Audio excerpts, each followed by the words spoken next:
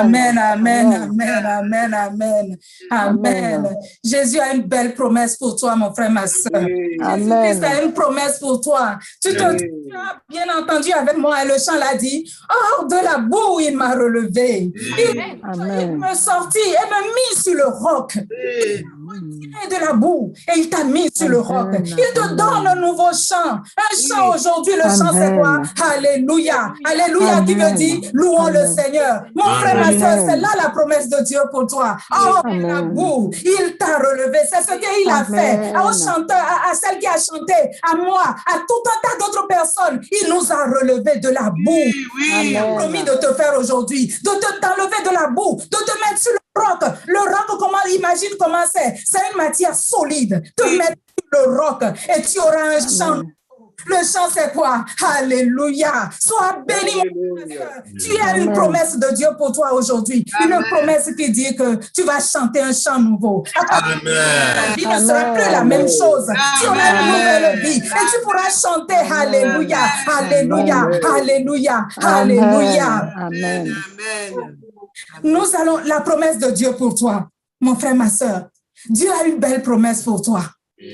On va regarder dans Jérémie 31, verset 3, qui nous dit, de loin l'Éternel se montre à moi et il dit, je t'aime.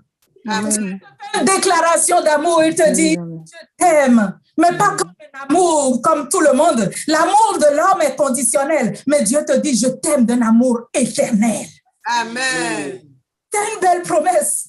Je t'aime d'un amour éternel. C'est pourquoi je te conserve ma bonté. Alléluia. C'est cette promesse-là pour toi, mon frère, ma soeur. Répète après moi. Dieu m'aime d'un amour éternel et il me conserve sa bonté. Répète, mon frère, ma soeur. Sois convaincu de ça.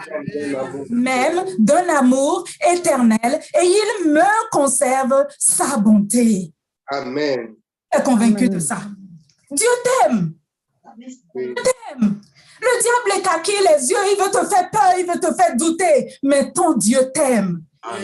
Amen. Dieu n'est pas un homme pour mentir. Il a dit, je t'aime d'un amour éternel. C'est pourquoi considérez chaque mot que Dieu prononce de sa bouche. Il dit, c'est pourquoi je te conserve ma bonté. Je suis bon envers toi en tout temps. Je suis bon envers toi. Que toi, tu sois bon ou mauvais, moi, je reste bon envers toi. Amen. Qui peut te faire ça? Personne. Si un jour je suis gentil avec toi, le jour où tu me piques, je vais quand même te dire, aïe, tu m'as fait mal. Mais Dieu n'est pas ça. Il n'a pas besoin. Lui t'aime tout le temps. Donc, répète encore. Je voudrais que tout le monde soit convaincu aujourd'hui que Dieu nous aime. Dieu t'aime. Dis, mon frère, ma soeur, Dieu m'aime d'un amour éternel et il me conserve sa bonté. Amen. Amen. Oui. Oui, c'est la parole de Dieu pour toi. C'est la promesse de Dieu pour toi. Et Dieu l'a révélé très clairement que c'est ce qu'il veut que ton âme entende ce soir. Amen. D'où le titre de notre exhortation de ce soir qui dit « L'amour du Père ». L'amour du Père pour toi. Toi. L'amour du Père pour toi. Oui. Nous allons illustrer cet amour-là à travers un verset biblique dans Luc 15, versets 11 à 24. Évangile selon Luc, chapitre 15, du verset 11 à 24, qui nous dit, il dit encore, un homme avait 2 fils. Le plus jeune dit à son père, mon père, donne-moi la part de bien qui doit me revenir.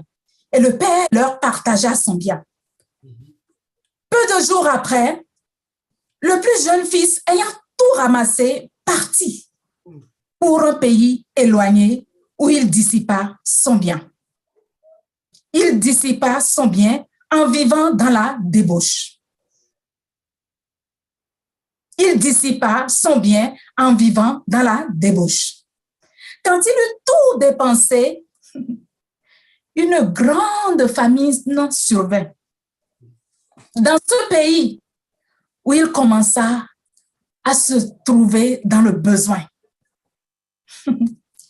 Mon frère, ma soeur, on va s'arrêter là pour l'instant. On dit, lorsqu'il eut tout dépensé, une grande famine survint dans ce pays où il commença à se trouver dans le besoin.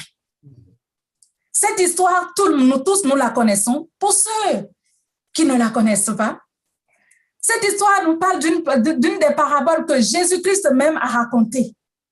Il dit qu'un homme avait 2 fils. Le plus jeune a jugé, lui, il a pensé que non, ça ne sert à rien de rester avec les parents à travailler pour son père. Il préfère du vivant de son père demander son héritage. Déjà, normalement, quand un enfant de ton vivant ose s'avancer et dit, mais donne-moi mon héritage, déjà le père pourrait mal le prendre. Mais il n'a rien dit. La Bible nous dit qu'il lui a donné. Et il a tout ramassé. Il est parti dans un pays éloigné. Et là, dans le pays éloigné, qu'est-ce qu'il a fait? Il a dissipé le bien. Mais il n'a même pas dissipé en donnant aux pauvres, en vivant une vie de débauche. C'est Jésus même qui a raconté cette histoire de sa propre bouche. Et la Bible nous dit maintenant que lorsqu'il eut tout dépensé, une grande famine survint dans ce pays. Et il commença à se trouver dans le besoin. Cette famine qui est survenue dans le pays, elle est semblable aux difficultés que tu rencontres. Les difficultés dans lesquelles tu te trouves quand ton cœur est éloigné de Dieu.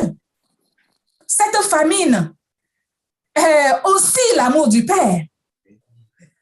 Ces difficultés qui t'envahissent et tu ne sais plus où donner la tête, c'est l'amour du Père. Oui. Il veut attirer ton attention, capter l'attention vers lui. Oui. Crois-moi, mon frère, ma soeur, c'est l'amour du Père. J'en sais quelque chose, c'est l'amour du Père. Oui. Vous savez que le confinement, là, pour moi, c'est l'amour du Père dans ma vie. Oui, c'est l'amour du Père. Parce que j'étais à un moment donné où je dis, quand quelqu'un me dit tout ce que Dieu fait est bon, je dis, je réponds pas. Pourquoi? Parce que je dis, si Dieu tu m'aimes, j'ai douté de son amour pour moi. Si tu m'aimes, pourquoi tu vas m'enlever mon seul ami de ma vie? La famine est arrivée. J'étais dans un désert spirituel. Je ne me sentais plus bien. J'étais dans un désert. Moi-même, je savais que dans mon cœur là-bas, j'ai boudé Dieu. Mais gloire à Jésus qui fait grâce. Il nous aime d'un amour éternel. Quand il m'a fait réaliser pendant le confinement là que ma fille, je t'aime d'un amour éternel. Oui. Je me suis consacrée de toutes mes forces, de toute mon âme. J'ai crié, j'ai dit Seigneur, je t'aime aussi. C'était dans l'aveuglement, je voulais tout le temps garder ce que je ne dois pas garder puisque Dieu a un meilleur plan pour lui. Et il me met aussi dans une autre dimension spirituelle. Alléluia. Gloire à Jésus pour la famine qui est arrivée dans ma vie. Mon frère, ma soeur, gloire à Jésus pour toute difficulté qui arrive sur ta voie quand ton cœur est éloigné de Dieu. Parce que c'est l'amour du Père. Oui. C'est l'amour du Père, rassure-toi. Mais alors, je vais finir avec mon propre témoignage. Mais quand je me suis rendu compte, rien n'était plus important à ma vue. Je me suis confessée. Oh mon Dieu, pardonne-moi d'avoir douté de cet amour. Prends-moi, Seigneur, fais-moi grâce. Tout ce qu'il me disait à l'esprit. S'il me dit restitue, je restitue. Amen. Il fais si je le fais. Mais je me suis consacrée. Mais j'ai pris la décision, c'est d'être entièrement à lui. Quand le 7 mai 2020, après l'étude biblique qui parlait de l'esprit d'Élisée, je me suis mise à genoux. J'ai fini l'étude biblique, c'est comme si on ne l'avait pas fait avec les enfants. J'ai repris l'étude biblique. Et on a fini et je me suis mise sur mes genoux. Et je priais à Dieu. L'esprit d'Élisée, l'esprit de Pierre, l'esprit d'Élisée. Pierre doutait de toi, mais tu lui as fait grâce. Oh, mon frère, ma soeur, ta famille, il y a une raison, c'est l'amour du Père. Oui. Ce jour-là, c'est mon jour d'anniversaire. Oui, je vous le déclare formellement. Parce que ce jour-là, l'Esprit de Dieu est tombé sur moi dans ma maison. Amen. 2020, dans ma maison. Et ça a transcendé. Ma langue est partie dans un autre sens. Ça a même saigné tellement c'était fort. Dieu t'aime. Amen. Et je parlais, et je glorifiais Dieu. Et je ne savais pas ce que je disais, mais je savais que l'Esprit de Dieu était sur moi. Amen. Dieu m'a renouvelé son amour et il m'a convaincu de son amour. Et c'est ça que je veux partager avec toi ce soir, mon frère, ma soeur. Dieu t'aime d'un amour éternel. Et il renouvelle sa bonté ce soir, si tu le souhaites. Si tu prends la décision, si tu le veux vraiment, le même Dieu, il n'a pas deux poids, deux mesures. Il est pareil envers tous. La seule chose, sois sincère de cœur. Sois sincère de cœur. Sois, dis-lui tellement comment tu te sens. Quand je me sentais faible, je lui disais, toi-même, tu sais où j'en suis. Tu connais mes faiblesses. Je t'en ai parlé. Et le témoignage est là aujourd'hui. Mon frère, ma soeur, je veux que tu sois sûr que Jésus t'aime. Amen. Amen. Ce qu'il t'a pris, s'il te l'a vraiment pris, c'est parce que il veut que tu rentres dans une nouvelle dimension comme moi. Peut-être. Mais rassure-toi de son amour. Il ne fait aucun mal à ses enfants. Il le dit dans sa parole, il dit, t'es comme un père à compassion de ses enfants. Oui. Éternel a compassion. C'est comme un père de ceux qui le craignent. Amen.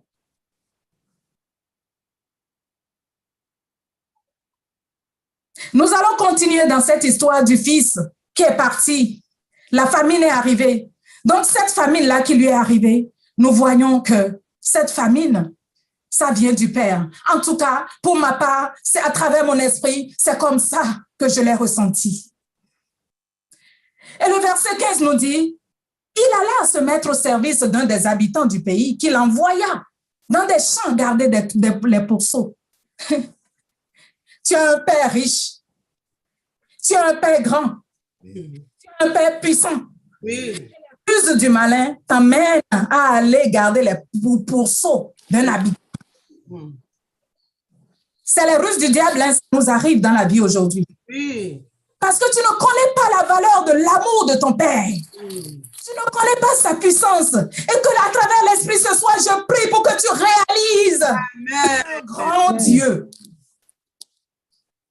Que tu réalises que tu as un Dieu puissant, un Dieu qui t'aime, un Dieu qui a tout pouvoir dans ses mains et qui est maître des temps et des circonstances, qui peut bouger les choses, qui peut changer ta vie. Le verset 16 nous dit, il aurait bien voulu se rassasier des carouges que mangeaient les pourceaux, mais personne ne lui en donnait. Tu n'as pas constaté que plus tu t'efforces, plus les choses deviennent dures. Que par toi-même, tu ne peux rien. Ton Père t'aime. Jésus t'aime d'un amour éternel. Amour éternel. Par toi-même, tu ne peux rien. N'essaye pas de faire seul. C'est pas possible. Mais gloire à Dieu. Amen. Alléluia. Le fils prodigue a fait quelque chose que nous allons tous faire. Il a fait quelque chose. Étant rentré en lui-même, c'est là le clic. Étant rentré en lui-même, il se dit, mais combien de mercenaires chez mon père ont du pain en abondance? Et moi, qui suis héritier, fils du roi des rois, je meurs de faim? C'est le monde à l'envers. Dites-moi aussi que, mais mon Dieu, c'est un Dieu de joie. Oui. Jésus donne la joie. Oui. Jésus donne la joie. Si tu as volé ta joie, dis, mon Dieu, c'est un Dieu de joie, c'est les fruits de l'esprit, je ne l'ai plus. Jésus, on me l'a volé. La paix en abondance en Jésus. La paix en abondance en Jésus. Tu manques de paix, tu manques de joie, réalise. Entre en toi-même. Ne reste pas à manger les carouges des pourceaux. Reviens. Détourne-toi et choisis maintenant de parler à ton Père. Il dit je ne suis plus, il a dit dans le verset 15, et il alla se mettre au service d'un habitant. Il aurait bien aimé voulu se rassasier des carouges et manger les pourceaux, mais personne ne lui en donnait. Mais étant rentré en lui-même, il se dit, combien de mercenaires chez mon père ont du pain en abondance, et moi ici, je meurs de faim. Et toi, ton Dieu est si puissant, et tu meurs de faim. Tu n'as plus la joie, tu n'as plus la paix dans ton cœur. Réalise, rentre en toi-même, réalise. C'est là le déclic. C'est là même la guérison. Parce que si le fils prodigue ne s'était pas retourné, s'il n'avait pas réalisé, il n'aurait jamais eu. Mais je prie aujourd'hui que l'Esprit de Dieu qui convainc les âmes descende sur toi aujourd'hui, afin que tu aies ton état d'esprit et que tu puisses être délivré dans le puissant nom. Amen. Amen. Amen. Gloire à Dieu. Alléluia. Et il dit, je me lèverai. J'irai vers mon Père. Oui. Je lui dirai, mon Père, j'ai péché contre le ciel et contre toi. Je ne suis plus digne d'être appelé ton fils. Traite-moi comme un mercenaire. Amen. Et il se leva. Il se leva. Il a dit, je ne suis plus digne d'être appelé fils. Je veux être serviteur de mon Père. Il a pris la décision. C'est cette décision que Jésus veut que tu prennes ce soir. Oui. Que tu prennes juste la décision de dire, oui, je reconnais d'avoir douté de ton amour comme moi. Je reconnais ce que j'étais, mais aujourd'hui, je choisis d'être à toi. Je vis à toi, mais d'un cœur sincère, comme le témoignage de la sœur, de toutes les personnes qui ont témoigné ce soir. Elle a dit qu'elle a prié d'un cœur sincère, d'un cœur sincère. Et tu lui dis, comme il était encore loin, la parole nous dit, et il se leva et alla vers son père. Et comme il était encore loin, il n'était même pas encore venu, hein, la Bible nous dit, Père le vit et fut ému de compassion. Oui. Jésus te regarde. Il n'attend que juste que tu reviennes à lui. Oui. Il n'attend que ça. Il était ému de compassion. Il courut, se jeter à son cou et le baisa. Oh, mon frère, ma soeur, j'ai une bonne nouvelle pour toi. C'est ce que j'ai envie de faire pour toi ce soir. Amen. Détourne. Si tu viens à lui d'un cœur sincère, il a prévu lui-même de courir vers toi. La Bible dit, Amen. approchez-vous de Dieu et il s'approchera de vous. Le fils prodigue s'est approché et Dieu s'est approché de lui. Il a même couru. Le père a couru et s'est jeté à son cou et le baisa. Le meilleur arrive. Le fils lui dit, mon père, il a commencé à confesser, comme toi aussi, tu dois confesser. Oui. J'ai péché. Tu dois lui dire, Jésus, j'ai péché contre le ciel et contre toi. Je ne suis plus appelé ton fils. Hey, pendant que le fils racontait ça, le Père qui est Dieu, il a déjà regardé le cœur. Il sait que il est vrai dans son cœur. Il ne l'a même pas jugé. La Bible ne nous a même pas dit que Dieu lui a dit, que le Père lui a dit, mais dis donc, tu as quand même fait fort. Hein? Tu es allé, tu as gaspillé l'argent là, tout ça, comme ça seulement, et tu es revenu maintenant comme si de rien n'était me dire que Dieu nous connaît, non? Oui. Si c'était un homme, c'est comme ça qu'il allait agir. Mais la Bible nous dit que ce Père-là, l'exemple que Jésus nous donne, que lui-même le Père-là, il n'a même pas jugé. À ce moment-là, Dieu ne te juge pas. Dieu veut juste que tu viennes, que tu te repens. Amen, oui.